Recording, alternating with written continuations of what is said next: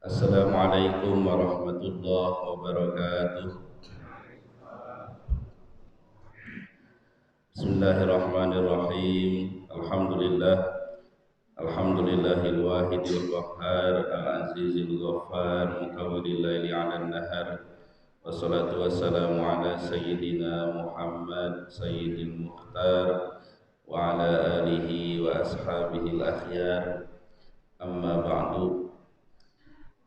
Yang saya hormati Ketua DKM Masjid Jabal Rahmah dan jajarannya, yang saya hormati para asatidz, para alim ulama, orang-orang tua kami, bapak-bapak dan ibu-ibu jamaah hadirin rahimakumullah. Alhamdulillah, puji dan syukur kita panjatkan kehadirat Allah Subhanahu wa taala atas karunia nikmatnya kita masih bisa melaksanakan sholat subuh dengan berjamaah. Mudah-mudahan segala amal ibadah yang kita laksanakan senantiasa diterima oleh Allah Subhanahu wa taala. Amin ya rabbal alamin. Salawat dan salam semoga tercurah atas Nabi kita Nabi besar Muhammad sallallahu alaihi wasallam. Hadirin kaum muslimin rahimakumullah. Tema kita yaitu tadabbur Al-Qur'an. Bukunya sudah saya kirim, cuma sepertinya nggak biasa bawa HP ya ke masjid ini bapak-bapak. Insya Allah berikutnya pengajiannya bawa HP aja ya, kalau nggak dicetak. Kalau ada yang iPad yang lebih besar itu silakan. Jadi ya sekarang udah zaman canggih ya. Jadi biar semua bisa mengikuti, biar HP juga manfaatnya lebih begitu, punya manfaat lebih. Jangan dipakai WhatsApp, Instagram aja, ya dipakai ngaji juga. Biar jadi saksi HP ya, nanti jadi saksi. Dan hati-hati juga ini, tapi kalau di sini bapak-bapaknya insya Allah baik-baik ya. Gara-gara HP ini ya, ini karena bidang saya ya, jadi tingkat perceraian itu sekarang makin tinggi ya. Di tahun 2014 saja itu kurang lebih kalau dirata-ratakan sehari itu seluruh Indonesia itu kurang lebih 1.000 ya, yang pisah.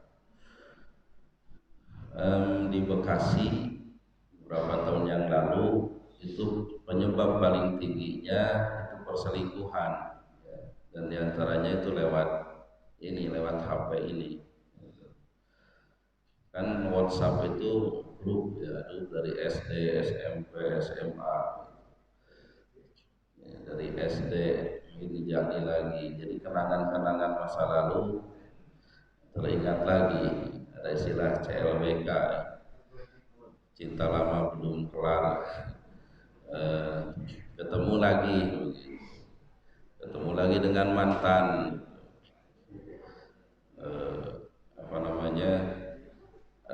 saya ada tulisan itu, mantan itu alumni hati katanya, siapa suatu saat bisa reuni kembali. Jadi supaya penggunaannya tidak itu saja, kita coba pakai ngaji. Cuma kayaknya karena nggak pada bawa, mungkin sebagai pengantar saja.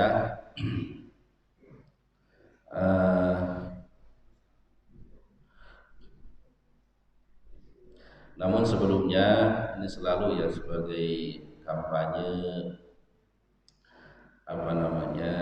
penanggulangan ya, virus COVID-19 ini, kita dari sisi agama ya, sisi agama kita, agama Islam. Yang pertama, kita terus meningkatkan kesikohan kita kepada Allah Subhanahu wa taala. Sikoh itu sebuah keyakinan, inti dari ketawakalan itu adalah sikoh. Ya, setelah kita berusaha yang maksimal, kita harus punya keyakinan kepada Allah Subhanahu wa Ta'ala. Ya. Nah, orang yang sikoh itu yakin kalau Allah tidak menghendaki itu tidak akan terjadi. Tapi kalau Allah menghendaki itu pasti akan terjadi. Ya.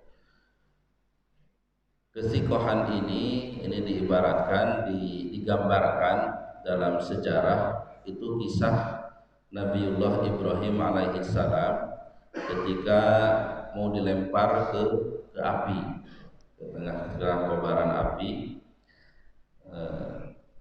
Kisahnya panjang. Setelah berdebat dengan Raja Namrud tentang ketuhanan dan Raja Namrud kalah dalam berhujjah, tapi karena ini raja ya, yang sewenang-wenang ya, memutuskan Nabi Ibrahim untuk dibakar hidup-hidup. Ya. Kemudian ringkas cerita, memerintahkan masyarakatnya untuk mengumpulkan kayu bakar, kemudian kayu bakarnya itu disulut dengan api sehingga panasnya itu puluhan meter ke atas maupun ke samping, sehingga di atasnya burung nggak berani terbang, manusia pun nggak berani mendekat. Mereka pun saya bingung, katanya ini bagaimana memasukkan Nabi Ibrahim ke dalam api. Ada sebuah riwayat bahwa iblis berbentuk manusia ngajarin bikin manjani, ya, ketapel yang besar. Ketapel yang besar dibuatkan. Nah, sebelum dilemparkan ke api, malak Jibril itu datang ke Nabi Ibrahim. Apa yang engkau inginkan dari aku, kata malak Jibril. Kata Nabi Ibrahim, tidak, katanya, biarlah Allah melakukan apa yang dikehendakinya. Ketika dilemparkan ke api, apa yang dikatakan Nabi Ibrahim adalah hasbunallah wa ni'mal wakil. Ya. Cukuplah bagi kami Allah sebaik-baik pelindung. Nah, akhirnya Allah pun menurunkan pertolongannya dengan memerintahkan api supaya dingin dan menjadi keselamatan. Qulna ya naru kuni bardaw wa salaman ala Ibrahim. Jadilah wahai api dingin, wasalaman dan selamat. Jadi kalau dingin saja bisa membuat celaka, karena bisa kedinginan. Tapi salaman, tetap Nabi Ibrahim itu selamat. Nah, ini diantara pelajarannya, ini kesikohan, ya, kesikohan kepada Allah Subhanahu Wa Taala di saat tidak ada lagi dari sisi pandangan manusia, di saat tidak ada lagi jarak antara dirinya dengan kematian. Dirinya dengan hanya pertolongan Allah Subhanahu Wa Taala. Yakin akan kekuasaan Allah Subhanahu Wa Taala. Dalam praktek kita keseharian, hendaklah kita bentuk kesikohan kepada Allah itu melibatkan Allah dalam setiap aktivitas. Dalam setiap aktivitas apapun kita melibatkan Allah Subhanahu wa Ta'ala. Makanya kita disunnahkan setiap mau melakukan sesuatu yang baik itu membaca Bismillahirrahmanirrahim. Kullu amrin dzibalin la yubda'u bismillahirrahmanirrahim fahuwa aqta'u ajdam. Kama qala sallallahu alaihi wasallam. Segala sesuatu yang baik yang tidak dimulai dengan membaca bismillahirrahmanirrahim itu aqta, terputus. Ada yang menafsirkan adamul barokah, tidak ada keberkahan. Barokah itu adalah ziyadatul khair, tambahnya kebaikan. Jadi kalau kita makan baca bismillahirrahmanirrahim dan kita dapat keberkahan, nah makanan itu jadi kebaikan di dalam perut kita, bukan jadi penyakit dan lain sebagainya. Itu salah satu contohnya.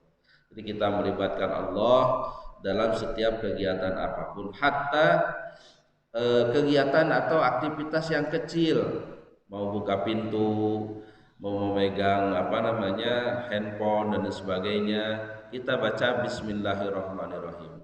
Karena yang ada dalam bismillahirrahmanirrahim Ini kita sudah sedikit ke tadabbur ya.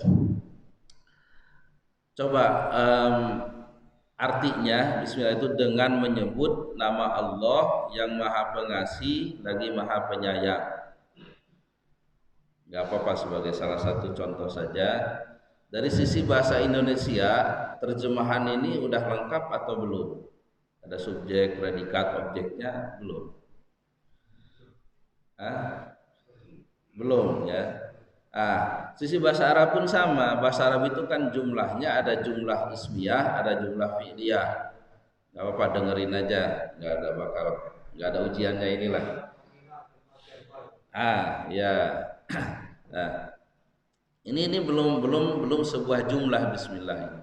Ya, dengan menyebut nama Allah yang Maha Pengasih lagi Maha Penyayang. Cuma di sini ada indikasi ba. Ba itu disebut dengan haraf jar. Nah, haraf jar ini mempunyai makna, ya, mempunyai makna. Ada dalam sebuah tafsir itu memberi makna ba ini dengan 3. Yang pertama, kalau di dalam kitab Nahwu makna ba itu banyak ya, sekitar 8 atau 9 dalam Alfiyah. Yang pertama makna ilsok. Ilsok itu kedekatan.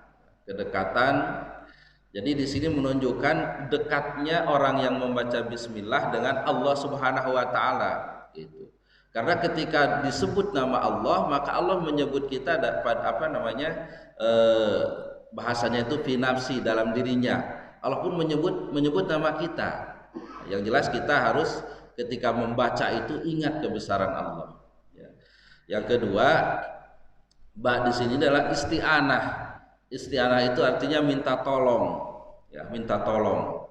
Jadi kita mau apapun minta tolong kepada Allah, minta kebaikan. Kemarin sudah saya sampaikan, kebaikan ataupun keburukan itu ada yang kita ketahui dan ada yang tidak kita ketahui. Ya, dalam doa itu kemarin yang sudah saya bacakan. Ma'alimna minhu wa ma'lam na'lam. Ya. Seperti contoh kita mau jalan, ya. Dari sisi persiapan ban sudah bagus dan sebagainya sudah ini. Tapi kan kita tidak tahu, siapa tahu di jalan Allah menakdirkan ban kita pecah dan sebagainya. Nah, kita berlindung minta pertolongan kepada Allah dari keburukan-keburukan yang tidak kita ketahui dengan membaca Bismillahirrahmanirrahim. Dan yang ketiga barokah, ya, minta kebarokahan, ya, sebagaimana hadis tadi, ya, minta kebaikan dari apapun yang kita kerjakan itu dengan membaca Bismillahirrahmanirrahim. Ya. Jadi ini wujud kesikauan kita kepada Allah. Kemudian ketika ketakutan itu memang sangat, ya, sungguh sangat, maka kita dianjurkan membaca apa yang dibaca Nabi Ibrahim tadi, yaitu hasbunallah wa ni'mal wakil, ni'mal maula wa ni'man nasir. Ya, tidak apa-apa ditambah dengan la haula wa la quwata illa billah. Cukuplah bagi kami Allah sebagai pelindung, sebaik-baik pemelihara dan sebaik-baik penolong. La haula wa la quwata illa billah. Jadi kita menyerahkan seluruhnya diri kita kepada Allah Subhanahu wa taala. Ini yang pertama. Yang kedua, dalam Islam itu ada beberapa sunnah, ya. Sunnah ini secara ringkas saja, yang bukan saja bernilai sunnah pahala, tapi juga ada bernilai upaya preventif, ya, untuk menjaga kesehatan kita, ya. Jadi upaya penjagaan terhadap kesehatan kita, ya. Yang pertama salah satunya qiyamul lail, ya, salat malam. Bahasa hadisnya itu wamat prodatun liddah, ya. Hadis tentang qiyamul lail itu mengusir penyakit. Ini sudah dibuktikan oleh namanya itu Pak Muhammad Soleh. Beliau membuat disertasi di kedokteran, ya. Basicnya bukan dokter dia, kalau nggak salah psikologi, tapi terakhir S3-nya dokter, ya, kedokteran. Nah, dia harus menemukan sesuatu. Yang dia temukan adalah efek qiyamul lail terhadap kesehatan. Dia meneliti di sebuah pesantren santri yang malamnya qiyamul lail dengan yang tidak itu diperiksa kesehatannya. jantungnya apa dan tekanan darahnya sebagainya, dan menunjukkan yang qiyamul lail itu lebih sehat, ya, lebih sehat. Kemudian itu yang pertama qiyamul lail. Kemudian yang selanjutnya kita dianjurkan cuci tangan ketika bangun tidur, ya, bangun tidur dianjurkan cuci tangan. Kalaulah ya, bangun tidur saja yang kita tidak kemana-mana, itu sunnah kita cuci tangan. Apalagi kalau kita habis keluar dan megang segala macam, itu lebih dianjurkan lagi. Kemudian sunnah lainnya juga yaitu istinsak, ya, istinsak. Kemudian istinsak. Jadi istinsak itu memasukkan air ke pangkal hidung, sebanyak 3 kali. Adapun prakteknya itu ada dua, diantaranya ada 2 pendapat, ada 2 hadis. Bisa terpisah dengan kumur-kumur, bisa berbarengan. Gitu. Jadi bisa istinsak dulu, terus di istinsar itu dikeluarin. Kalau bahasa Sundanya disebrengkeun, apa terjemahnya? Ya dikeluarin gitu, disemprotkan. Itu 3 kali, kemudian kumur-kumur dikeluarkan 3 kali. Itu terpisah atau berbarengan gitu. Jadi 1 kali siukan yang kumur-kumur ya istinsak gitu. Tapi intinya ada air yang memang masuk ke pangkal hidung, begitu juga ke mulut untuk membersihkan kotoran yang ada di dalamnya. Ini juga terbukti sisi kesehatan, mampu mengeluarkan kotoran-kotoran, bakteri dan sebagainya yang ada di dalam hidung. Ini sunnah sebelum wudhu, ya. Jadi kalau kita wudhu paling tidak 5 kali, maka berarti 5 kali kita sudah membersihkan hidung dan mulut kita, ya. Kemudian selanjutnya yang secara ringkas yaitu membaca Al-Quran. Nanti insya Allah kita lihat lebih jauh membaca Al-Quran ini juga punya kekuatan tersendiri untuk kesehatan. Kemudian zikir, ya, menyebut nama Allah. Ala bidzikrillahi tatmainnul qulub. Dengan menyebut nama Allah itu hati akan menjadi tenang. Ketika hati tenang, maka akan keluar juga namanya hormon metaendorfin, ya, kekebalan tubuh, ya. Kekebalan tubuh. Karena yang diperlukan sekarang ini ya di samping prokes tadi adalah imun kita, kekuatan dari tubuh kita. Ya, insya Allah mudah-mudahan kalau imun kita kuat, ya, virus itu akan mati sendiri. Itu yang diharapkan. Dan diantaranya dalam Islam yaitu dengan istiqomah melaksanakan sunnah-sunnah tadi. Termasuk salah satunya, alhamdulillah ya kita ada pengajian, ada ngobrol-ngobrol. Itu kan silaturahmi, ya, menyambung tali kekerabatan antar tetangga, antar saudara. Nah itu juga kan ada hadisnya. Man ahabba ayyubsatalahu fi rizqihi wa yursa'alahu fi atharihi falyasir rahimah, atau kama qala sallallahu alaihi wasallam. Siapa yang ingin rezekinya dilapangkan, umurnya dipanjangkan. Pengertian umur panjang itu berbagai macam, ya. Ada yang mengartikan memang yunsa itu nilai umurnya dipanjangkan. Jadi walaupun sudah meninggal, orang itu akan dikenang, gitu. Umpamanya si A kalau pengajian duduknya di sana, kalau ngobrol begini-begini dan sebagainya. Atau memang secara realitasnya Allah merubah ketetapannya, karena itu hak prerogatif Allah merubah ketetapan. Umpamanya si A ini umurnya ditetapkan 50, tapi karena rajin silaturahmi dirubah oleh Allah menjadi 60 atau 70. Itu hak prerogatif Allah. Yamhullahu ma yasha wa yuthbit wa indahu ummul kitab. Yamhullahu ma yasha itu yang saya baca tafsirnya itu yamhu itu menghapus, ya, menghapus apa yang dikehendakinya. Semua kita ini sudah ditetapkan, ini rezekinya, ajalnya itu sudah ditetapkan begitu. Dan ummul kitabnya itu di sisi Allah begitu, dan Allah berhak merubahnya. Ya dirubah jadi 70 atau 80 sebagainya. Wa yusbit atau tetap sebagaimana yang ditetapkan tadi begitu. Nah, silaturahmi ini bisa juga karena silaturahmi Allah merubah ketetapannya.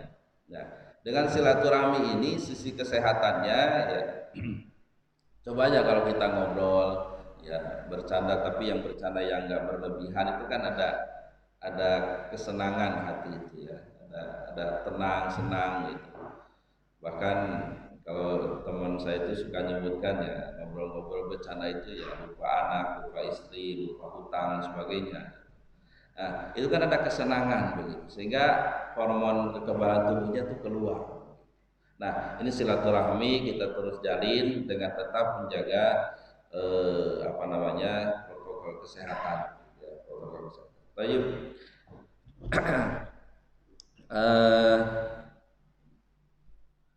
Sebelum kepada tadabbur Al-Quran, saya ingin menyampaikan wajibatuna nahwal Quran yang terlebih dahulu. Insyaallah mudah-mudahan kita sampai sedikit menyinggung tadabbur Al-Quran ya.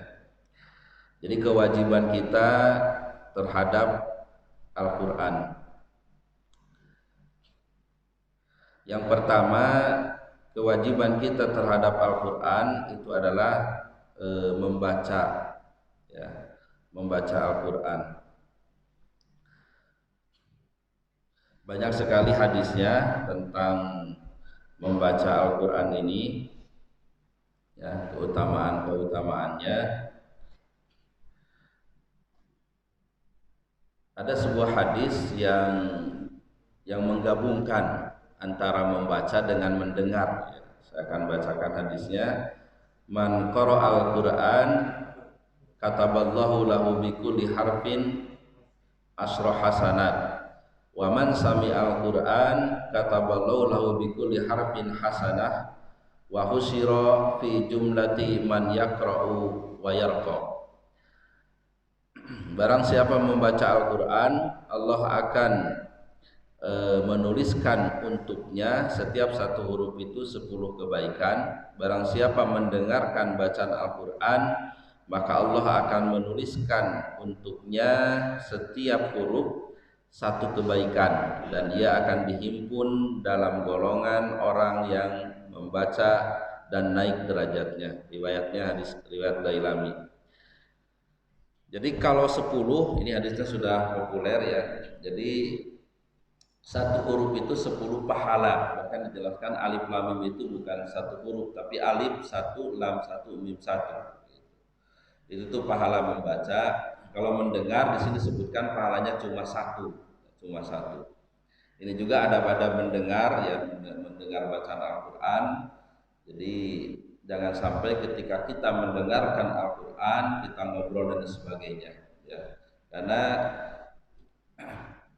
wa idza quri'al Qur'an fastami'u lahu wa ansitu. Ya, dengarkan dan ansit ya.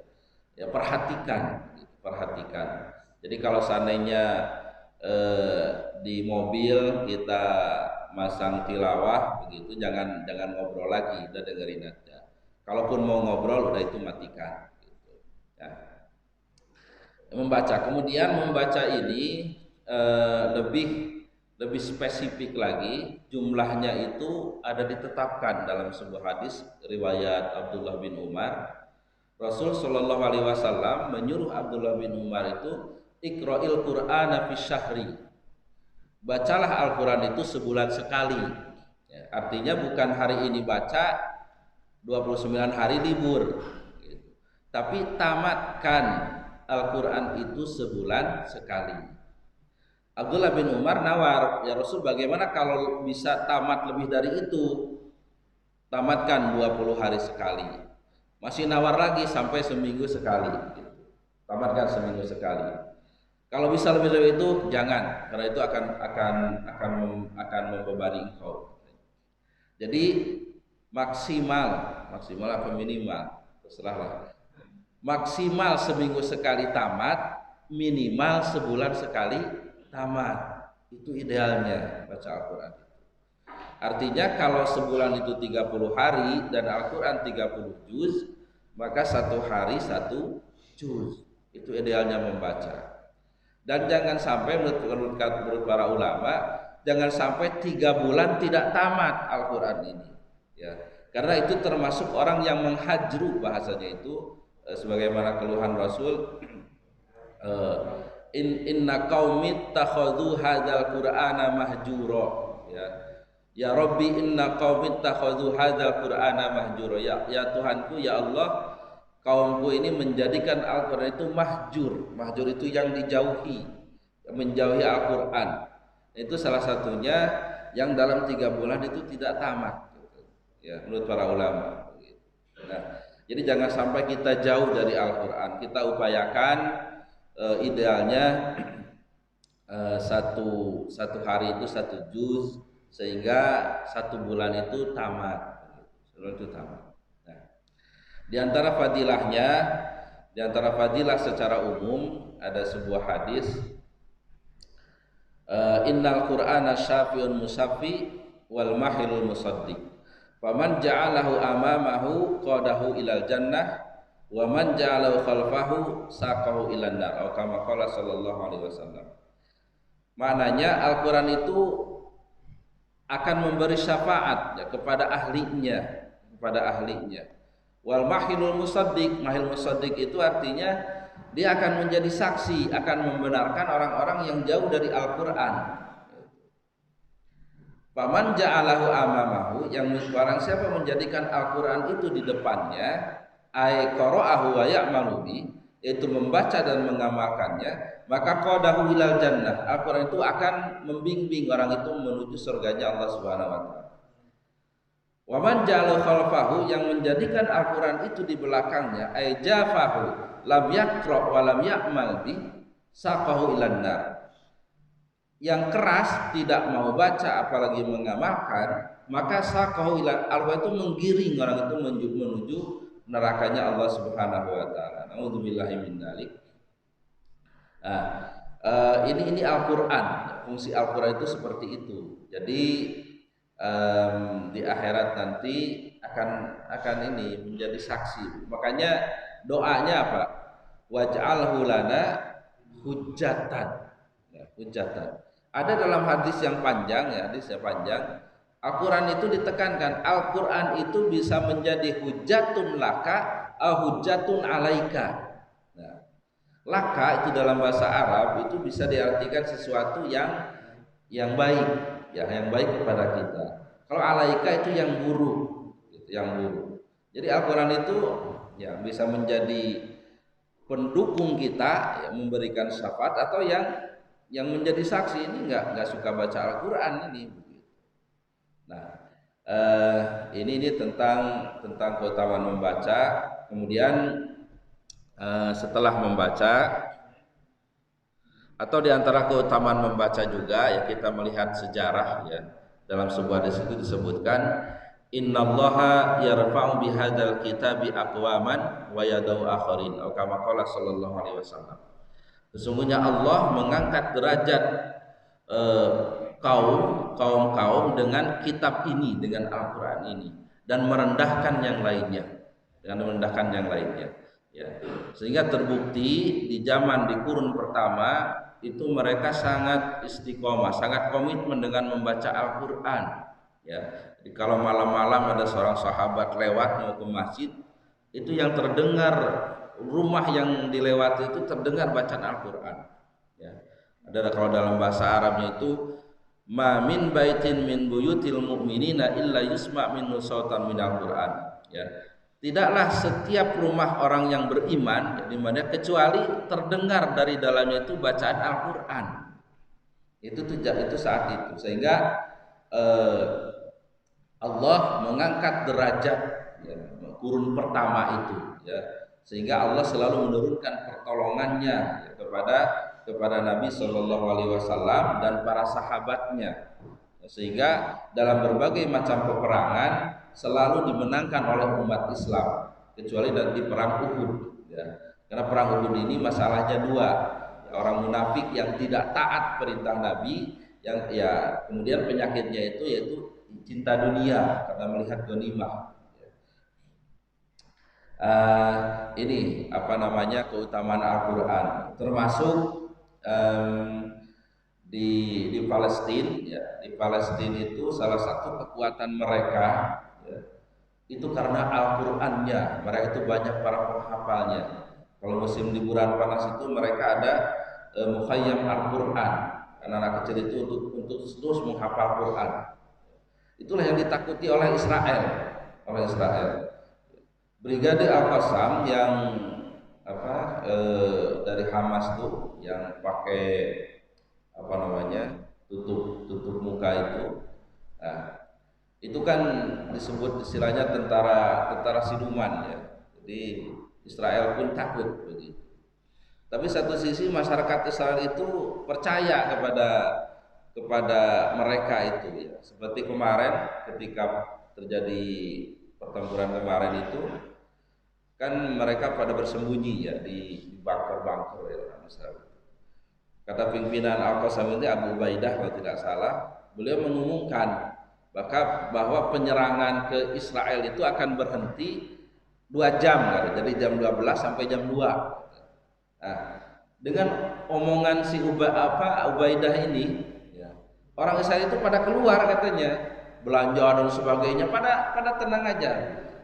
Mereka lebih percaya kepada musuhnya dari Al-Qassam daripada kepada perdana menterinya.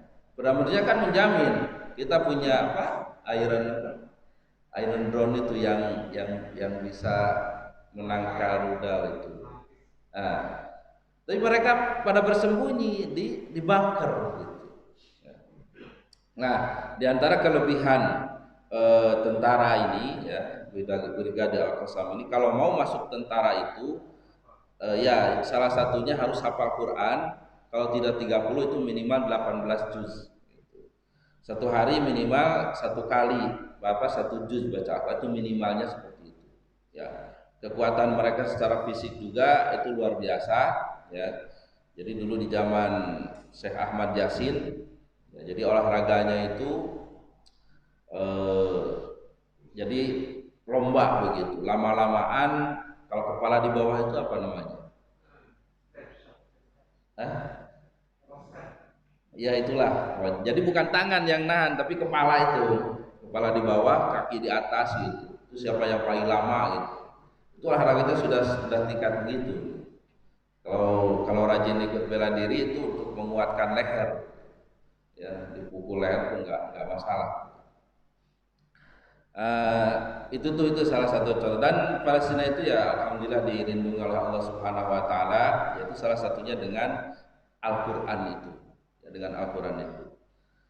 Nah, bagi kita ini sedikit saja yang menyimpang Jadi seorang syekh ada syekh, saya belajar dari syekh dari Mesir, ngobrol dengan syekh dari Palestina. Jadi untuk jihad ya, untuk jihad di sana itu, karena jihad itu bisa fardu ain, bisa fardu kifayah. Ya. Fardu ain itu kalau musuh sudah masuk katakanlah ke perkampungan sebagai itu fardu ain. Gitu. Bahkan dalam keadaan seperti itu, istri pun ya perempuan pun itu tidak perlu izin lagi suaminya, langsung angkat senjata. Nah, tapi kalau kondisi seperti saat ini para ulama menyebutkan itu fardu kifayah. Jadi cukuplah mereka. Dan mereka menyatakan nahnu la nahtajur rijal katanya. Walakin nahnu nahtajul mal. Kami tidak perlu lagi laki-laki, tidak perlu orang untuk ke sana katanya. Yang kami perlukan itu harta. Ya. Uang katanya. Uang. Nah, terus ada yang nanya gitu. Gimana katanya Mesir ditutup, akses keluar pokoknya ditutup, untuk beli senjata dari mana katanya? Ya kami beli dari orang Israel katanya. Gitu. Karena mereka itu ubadatul mal, mereka itu penyembah uang. Gitu. Jadi kalau ada uang dari siapapun mereka jual. Ya. Jadi gimana kita ngirim uang ke sana, mereka belanjakan dan sebagainya? Enggak begitu. Kata saya di sana seperti itu. Mereka beli dari orang Israel juga katanya. Mereka itu ubadatul mal, ya penyembah uang. Jadi ketika ada mintawan sebagainya, ya mudah-mudahan sampai, ya mudah-mudahan itulah nilai jihad kita dengan harta. Baik, kembali lagi ini masalah Al-Qur'an. Ya, mudah-mudahan kita terus dibimbing oleh Allah dengan istiqomah ya dalam membaca Al-Qur'an. Kemudian kewajiban kita terhadap Al-Quran itu ta'allamul Quran fa innahu ya'ti yaumal qiyamati syafi'an li ashabi. Pelajarilah Al-Quran karena sesungguhnya ia akan datang pada hari kiamat sebagai pemberi syafaat kepada para pengkajinya. Hadis riwayat Ibnu Hibban. Nah, mengkaji ini kita bedakan. Jadi yang pertama melalui tafsir, ya, melalui tafsir, kemudian ada tadabbur, ya, ada tadabbur. Kalau tafsir itu menjelaskan ada sesuatu yang belum jelas dari sisi makna dan sebagainya, itu dijelaskan. Tafsir ini terbagi-bagi, ada tafsir tahlili, ada tafsir maudhu'i, ada tafsir bil ma'thur, ada tafsir isyari ya. Jadi kalau mungkin yang sudah baca tafsir At-Tabari, Ibnu Katsir itu bil ma'thur. Jadi banyak mengungkap hadis-hadis di situ ya, tafsirnya. Kalau tahlil itu lebih kepada uraian ya, seperti Al-Jalalain itu menjelaskan hal itu. Kalau maudhu'i itu per materi ya, seperti ya tematik ya, tafsir ayat ahkam as-subuni dan sebagainya. Nah, dalam tafsir itu kadang ada di Ibnu Katsir atau At-Tabari lam yujad at-tafsir fi hadhil ayah. Itu ada bahasa seperti itu. Tidak ada tafsiran dalam ayat ini gitu. Seperti dalam surah Al-Alaq itu alam ya'lam bi annallaha yara, itu bisa dibuka. Tidakkah dia itu mengetahui bahwa Allah itu melihat gitu. Nah, ini udah jelas begitu, udah jelas. Nah, jadi nggak ada lagi penjelasan, di tafsirnya pun nggak ada gitu. Tapi para ulama itu bisa menjelaskan lebih detail dari A ya, A-nya itu istifham. Istifham itu huruf tanya ya. Huruf tanya dalam Al-Quran itu kan pertanyaan, ininya begini pemikirannya. Ini kan Allah Maha Tahu, kok ada pertanyaan dalam Al-Quran gitu. Ini apa maksudnya gitu. Seperti jadi seperti tadi alam ya'lam, bukankah, apakah Allah apakah dia itu tahu bahwa Allah itu melihat gitu.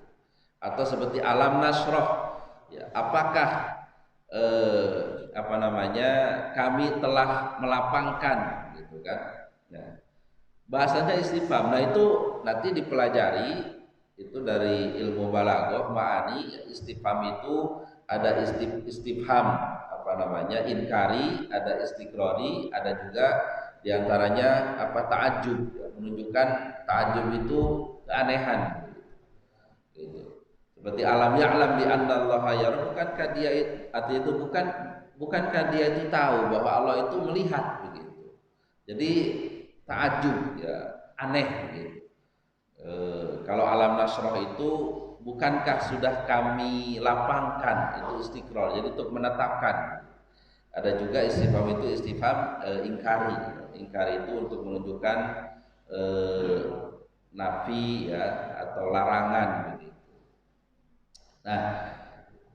Nah itu tadabbur. Nah, kalau yang tadi itu tafsir, yang kadang tidak ada di tafsir di penjelasannya karena sudah jelas. Nah, tapi kalau tadabbur itu lebih jauh begitu. Walaupun tidak ada penjelasan, ada makna-makna yang bisa dipahami. Ya, ada makna-makna yang bisa dipahami setelah adanya tafsir. Ya, setelah adanya tafsir. Ayat tentang tadabbur ini di surah Muhammad, a'udzubillahi minasyaitonirrajim.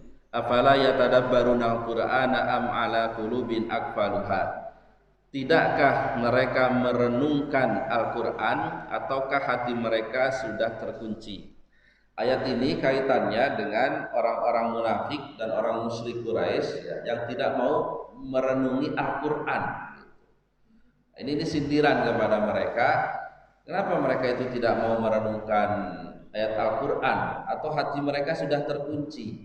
Gitu. Nah, orang yang tadabbur, yang merenungi Al-Quran dan hatinya itu sudah dibuka oleh Allah Subhanahu Wa Taala, itu kisahnya seperti Umar bin Khattab yang masuk Islam. Ya. Umar bin Khattab itu masuk Islam karena mendengar bacaan Al-Quran. Dia tadabburi, dia renungi, ini bukan kalam biasa, bukan omongan biasa begitu.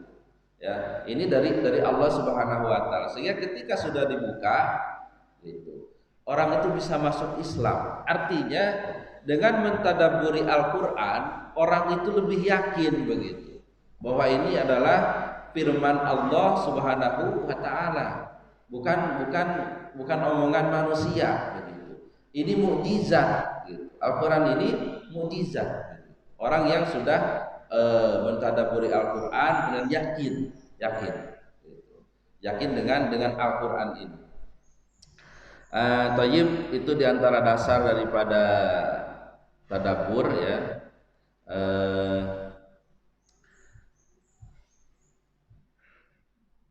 Jadi kalau sudah dengan tadabbur ini ya, orang lebih dibuka hatinya ya, sehingga Al-Quran itu lebih mendekatkan dirinya dengan Allah Subhanahu Wa Taala ya, mendekatkan karena dia yakin ini firman Allah Subhanahu Wa Taala gitu. Sehingga tidak ragu lagi untuk mengamalkan apa yang ada di dalam Al-Quran ini. Wajib. Kalau di bahasa Arabnya, jadi tadabbur itu a'malu dzihni bin nazar fi ayatil Quran lil wusul ila ma'aniha. Jadi pekerjaan hati ya, hati nurani dengan melihat, dengan membaca Al-Quran supaya sampai kepada maknanya yang mendalam. Karena Al-Quran itu ibaratnya laut ya, ibaratnya itu lautan, dan di dalam lautan itu ada banyak mutiara. Nah, untuk sampai kepada mutiara itu ya, itu perlu peralatan ya, ada kapalnya, ada alat selamnya dan lain sebagainya. Nah, untuk tadabbur Al-Quran juga sama ya, perlu peralatan. Salah satunya, kalau para ulama banyak menyebutkan ada sekitar 9 atau 10 pan ilmu ya, yang harus dikuasai untuk mendalami Al-Quran ya. Salah satunya di antara yang 4 yang tidak boleh tidak itu tajwid ya, kemudian nahwu, kemudian sorof ya, kemudian balaghah ya, kemudian ulumul Quran dan seterusnya.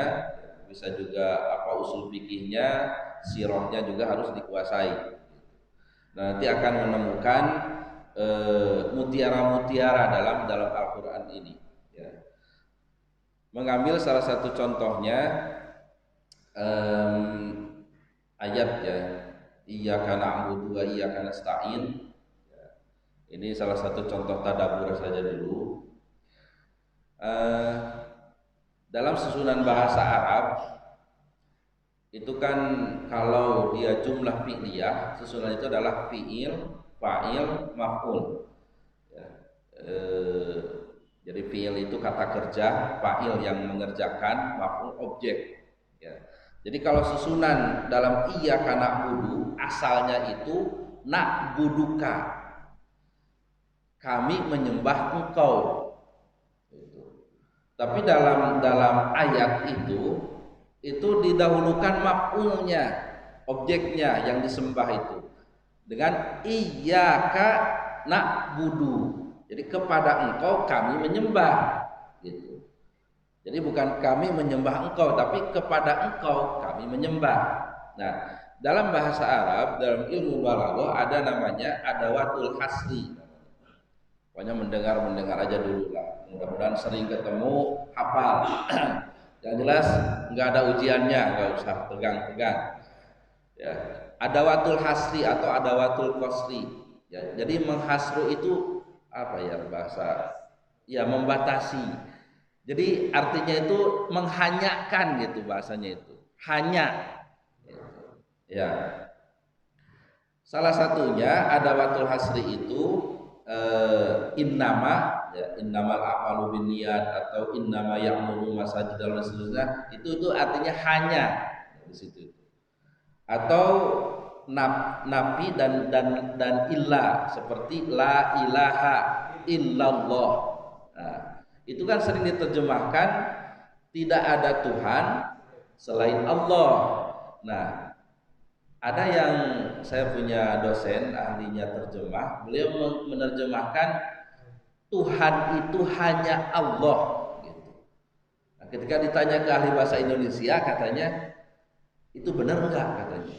Kayaknya emang yang paling benar itu katanya. Kalau tadi itu karena takut saja la ilaha illallah itu secara letterlah tidak ada Tuhan selain Allah. Nah, yang lainnya adawatul hasr itu bahasa Arabnya takdimu mahakkuhu takhir. Jadi mendahulukan yang seharusnya itu belakangan gitu. Seperti tadi maf'ul harusnya di belakang tapi jadi di depan. Nah, contohnya iyyaka na'budu wa iyyaka nasta'in. Hanya kepada engkaulah kami menyembah dan hanya kepada engkau kami minta tolong. Itu gambarannya seperti ini. Pokoknya ada laki-laki ya muda bilang uhibbuki, aku mencintaimu. Nah, itu bisa artinya itu kan susunan normal ya. Fi'il, fa'il, maf'ul. Itu bisa saja orang lain pun masih dicintainya. Tapi kalau udah iyyaki uhibbu, hanya engkaulah yang aku cintai, itu berarti yang lain sudah udah enggak dilihat lagi begitu. Hanya perempuan itu yang dicintainya. Nah, itu tuh gambarannya hasru itu. Itu Al-Quran banyak seperti itu dan itu bisa dipahami dengan memang orang-orang atau para ulama yang sudah punya alatnya, punya ilmunya, gitu, punya ilmunya. Thayyib,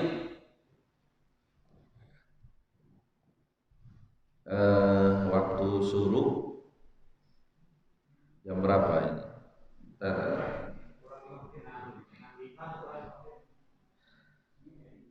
Ya, terbit di sini jam 6 lewat 1 berarti lewat kurang lebih lewat 10 ya, 10 atau 15 ya. Saya juga udah mulai terasa capek ya. Karena agak serius kalau udah tafsir begini perlu hafalan dan teori dan sebagainya. Tayyib. Karena ini sebagai pengantar ya, pengantar tadabbur Al-Qur'an itu seperti itu gambarannya. Ya, begitu juga ulumul Quran ini perlu juga dikuasai, dibaca. Nanti kita akan membaca dalam tadabbur ini munasabah, ada namanya ilmu munasabah dalam Al-Quran itu. Munasabah itu hubungan ya, jadi hubungan ayat dengan ayat lainnya. Jadi nanti akan disebutkan di sini munasabah ayat pertama dengan ayat terakhir. Hubungan ayat pertama ayat terakhir apa? Hubungan penamaan surah dengan isi kandungan surahnya itu akan disebutkan. Begitu juga ada sebagian hubungan akhir satu surah dengan surah berikutnya, dengan surat berikutnya. Kalau dalam Al-Fatihah itu akhir surahnya itu kan doa ihdinas siratal mustaqim, ya. Minta hidayah. Nah, itu kan di awal Al-Baqarah dalikal kitabu la raiba fi hudan lil muttaqin. Nah, itu ada hidayahnya. Begitu juga di akhirnya ghairil maghdubi. Ghairil maghdub itu orang maghdub itu menunjukkan Yahudi. Nah, Yahudi itu dibaca banyak diceritakan dalam Al-Baqarah. Kemudian waladdallin ya, yang sesat yaitu Nasrani banyak diceritakan nanti di Ali Imran di ayat berikutnya, di surah berikutnya. Nah, ini salah satu contohnya. Ya. Itu munasabah namanya. Seperti kenapa dinamai Al-Fatihah? Nah itu diantaranya karena Al-Quran Al-Fatihah itu pembuka yang membuka Al-Quran.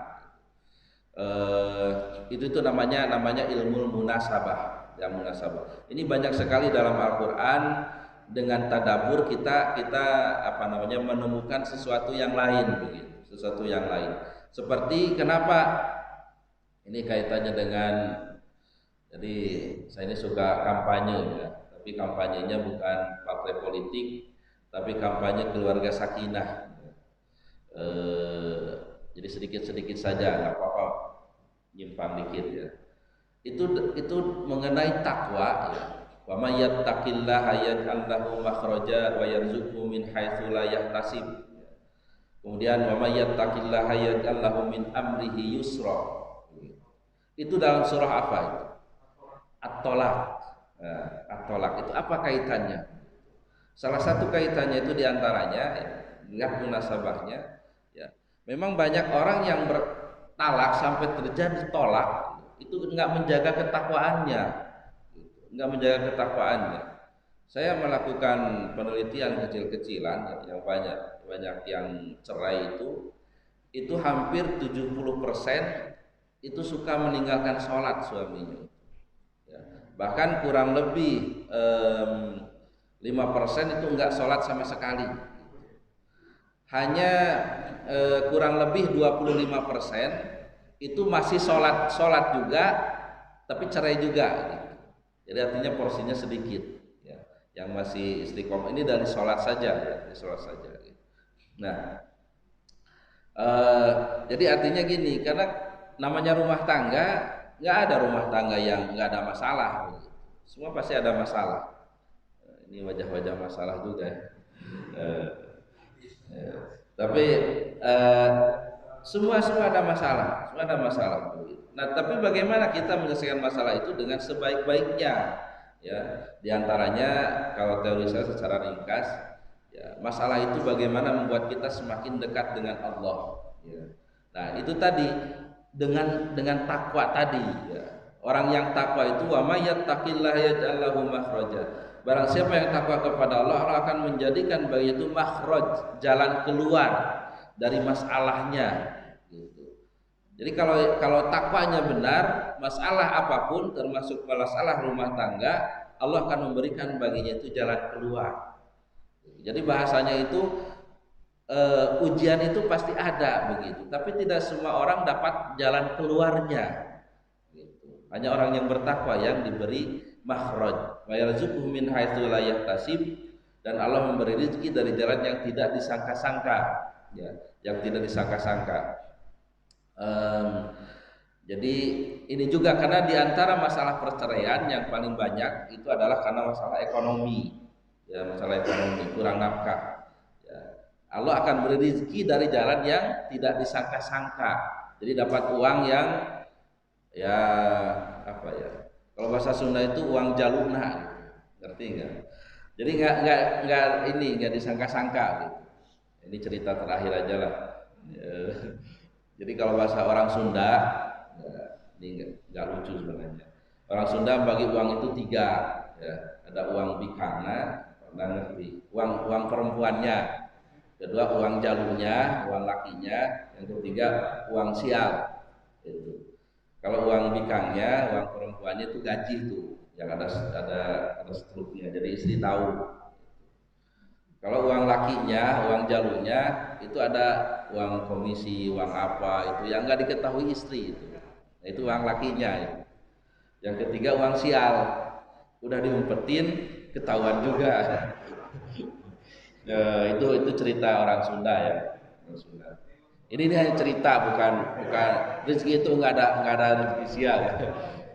Ini rahasia bapak-bapak ya. Ada ibu-ibunya juga dengerin ya. Tayyib.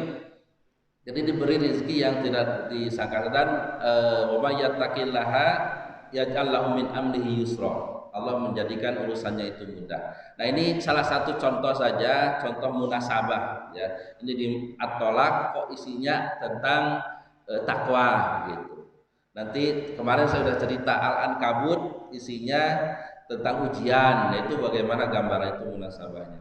Tayyib. Oh, ya, kalau udah bicara itu kadang lupa berhenti ini. Udah saja dulu untuk pengantar seperti itu. Barangkali ada yang mau menambahkan atau salah perlu diluruskan atau ada pertanyaan, kita sama-sama diskusikan. Ya. Waalaikumsalam.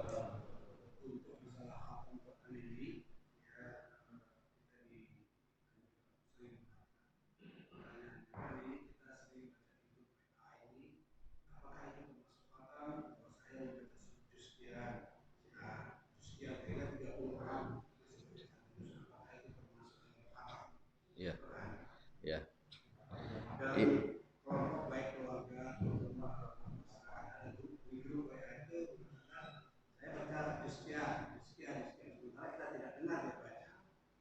Oh, ya ada grup Odoj ya. One Day One Juice ya. One Day One Juice ya. Nah, ya, ya artinya begini. Itu kan untuk mengamalkan satu hari satu juz. Satu hari aja satu juz begitu. Nah, tapi kan dalam sebulan itu kan beda-beda. Umpamanya hari ini juz 5, besok umpamanya juz 7. Berarti sebulan itu kan lain-lain. Artinya selesai juga. Nah, itu filosofinya. Ya, filosofinya artinya tamat-tamat juga begitu. Itu hanya upaya supaya kita itu semangat, ada yang mengingatkan gitu. Tapi memang yang idealnya ya memang kita dari awal ya, dari surah Al-Fatihah juz 1, 2, 3 terus begitu. Dan kita evaluasi diri sendiri gitu. Jangan dievaluasi oleh orang itu bagus juga ketika karena kita suka lupa. Itu tujuannya. Itu tujuannya.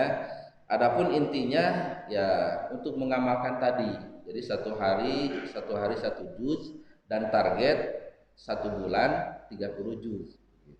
Cuma kalau tadi ada berurutan, ini ada diacak. Gitu. Itu nggak masalah, ya nggak masalah. Apa namanya? Tapi ini hanya sebuah cerita saja ya. Di Cina itu memang mereka dapat penindasan umat Islam, ya. Tapi semangat mereka dengan menghafal Quran itu luar biasa ya. Saya juga di Sudan itu satu sakwah, satu apartemen dengan orang Cina itu tiap hari setoran Quran.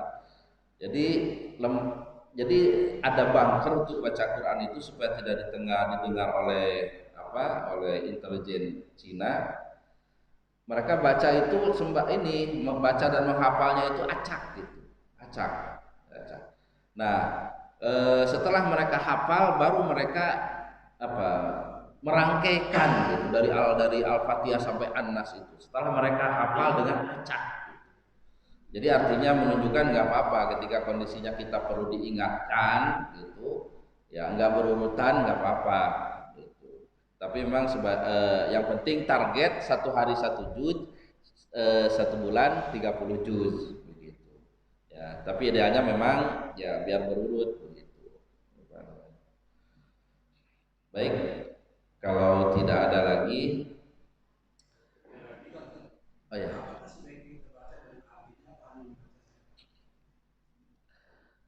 Kalau bagusnya dengan artinya, ya. Kalau orang Arab kan otomatis mereka mengerti, ya. Karena para sahabat itu menghafal Quran sebelum 10 ayat itu hafal, tahu artinya dan diamalkan itu bahasanya. Mereka tidak berpindah ke ayat berikutnya. Gitu. Jadi idealnya kita baca Quran, ya ini idealnya, ya tahapan idealnya kita baca memahami tadi. Kan tadi ta'allamul Quran itu dengan memahami, ya, baik dengan tafsir atau awalnya itu terjemah, tafsir dengan tadabbur. Dengan tadabbur. Itu paling idealnya. Tapi kalau waktu kita memang sempit, ya tidak apa kita baca saja. Ya, baca saja dengan memakai tajwid yang benar. Insya Allah kita kajiannya ya untuk ya mungkin Sabtu ini kita tadabbur Al-Qur'an. Kita tadabbur Al-Qur'an insyaallah. Mudah-mudahan Allah membimbing kita ya untuk bisa memahami Al-Qur'an, ya mengkajinya dengan baik dan mengamalkannya. Insya Allah nanti pas kajian saya kalau tidak bisa dicetak, Pak Endang bawa bawa peralatan aja, bawa ngajinya bawa HP. Udah di ini bukunya sudah saya kirim beberapa hari yang lalu, cuma saya nggak menyuruh untuk bawa HP-nya. Ya, jadi biar semua lihat eh, hurufnya walaupun huruf Arab nggak ada harokatnya ya, jadi nggak apa-apa gitu. Ya. Baik, mudah-mudahan ada manfaatnya. Eh, dalam kebaikan kita akhiri dengan doa. Ya. Mudah-mudahan khususnya ujian dari Allah virus corona ini segera diangkat oleh Allah Subhanahu wa taala. Yang sakit mudah-mudahan lekas sembuh, yang meninggal sebab corona ini mudah-mudahan dicatat oleh Allah, orang yang meninggal dalam keadaan mati syahid. Mudah-mudahan kita semua juga selalu diberi kesehatan oleh Allah, anak-anak kita menjadi anak yang soleh yang solihah, berilmu, mengabdi kepada Allah, berbakti kepada ibu bapa, dan mudah-mudahan segala maksud baik kita dijawab Allah Subhanahu wa taala. Hadhihi niyyah wa likulli niyatin shalihah barakati al-Fatihah. A'udzu syaitonir rajim. Bismillahirrahmanirrahim. Alhamdulillahirabbil alamin. Arrahmanirrahim. Maliki yaumiddin. Iyyaka na'budu wa iyyaka nasta'in. Ihdinas siratal mustaqim. Siratal ladzina an'amta 'alaihim ghairil maghdubi 'alaihim. Bismillahirrahmanirrahim. Alhamdulillahirabbil alamin. Hamdan wa ni'amahu wa yukafi'u mazidah. Ya Rabbana lakal hamdu kama yanbaghi li jalali wajhika wa 'azimi sultanika. Allahumma shalli 'ala Muhammad wa 'ala ali Muhammad. Allahumma ighfir lana dhunubana wa li walidina warhamhum kama rabbayana shighara. Allahumma ja'al jam'ana hadza jam'an marhuma wa tafarraqana min ba'dihi tafarruqan ma'suma. Allahumma arfa'anna al-bala'a wal waba'a wal fahsya wal munkar ma dhahara minha wa ma batan. Rabbana la tada' lana dhanban illa ghafartahu wa la hamman illa farajtahu wa la dayna illa qadaytahu wa la maridan illa syafaitahu wa la 'aiban illa satartahu wa la hajatan min hawaijid dunya wal akhirati illa qadaytaha ya arhamar rahimin. Rabbana atina fid dunya hasanah wa fil akhirati hasanah wa qina adzabannar. Sallallahu ala sayyidina Muhammadin wa ala alihi wa sahbihi wasallam. Subhana rabbika rabbil izzati amma yasifun wa salamun alal mursalin walhamdulillahi rabbil alamin. Subhanakallahumma wa bihamdika asyhadu an la ilaha illa anta astaghfiruka wa atubu ilaik. Alhamdulillahi rabbil alamin. Assalamualaikum warahmatullahi wabarakatuh.